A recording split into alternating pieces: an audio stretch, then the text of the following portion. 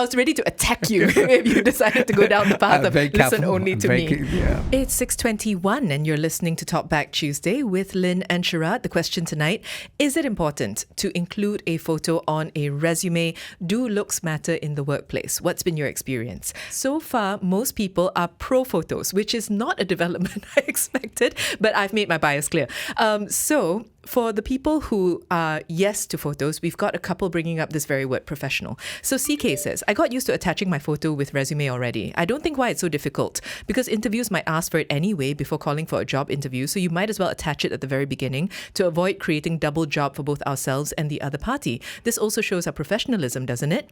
Francis says, from photos, we can tell how they look professionally. I think it's so interesting. I would never think that I was being professional in including a photo. There is no job I can think of applying to where my looks would matter enough to need the photo. Yeah, because you think of yourself as a knowledge worker. You think yourself, in this realm of things. But the truth is, if you're in the media, your looks will matter at some point. Well, in radio, which is why I chose it, you can be, as our producer said earlier, a potato. A potato with a voice. Potato, Lynn, is not. But when you're in the media, there are all kinds of occasions. We do live events where your looks will also be there. I mean, you're present to people. Yes, radio is special in that you don't have to be, but I think that there is a human need to see the complete person. It just feels to me like asking for a professional photo is just another stumbling block for young applicants. That's how it feels to me. I don't know if that's true. We've got a caller with us, I believe. Good evening, Aslam. What are your thoughts? I would say no photo all the way towards blind interview. That's the best way to assess pure talent, potential, the pureness of that person.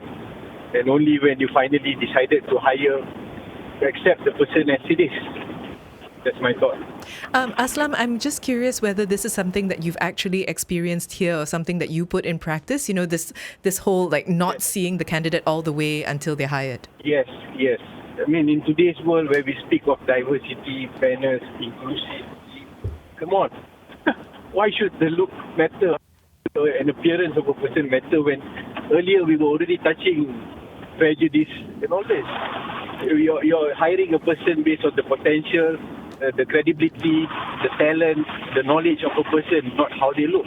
Okay, very quickly, how would you do a blind interview? I remember in one of the discussions in the focus group I had, there was an orchestra where apparently there was, I would say abuse, because the tendency to hire male, artists were higher for many years, and eventually, finally, they decided to conduct blind audition where the panel were totally blinded, and the people were over the curtain, and even the female were encouraged, were told not to even wear heels so that the gender is not known.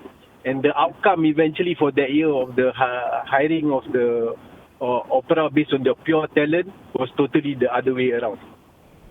I like this one from Neil. Neil says, interesting story related to resumes and pictures. My business partner and I were looking to hire somebody to fulfill a position, came across a resume, and it was one of the most terrible pictures. His hair wasn't combed, he wasn't shaved, it just looked horrible. I'm sorry if that sounds really bad.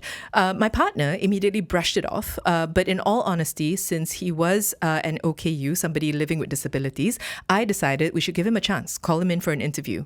Well, he shows up looking completely different from his picture, well-dressed, well-groomed, well-spoken. Long story short, he got the job, is doing really well, got a promotion after 2 months. The rest is history.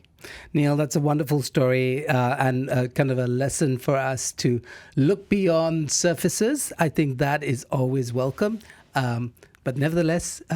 listen to both of us. Listen to both of us. I was ready to attack you if you decided to go down the path of listen only to me. Yeah.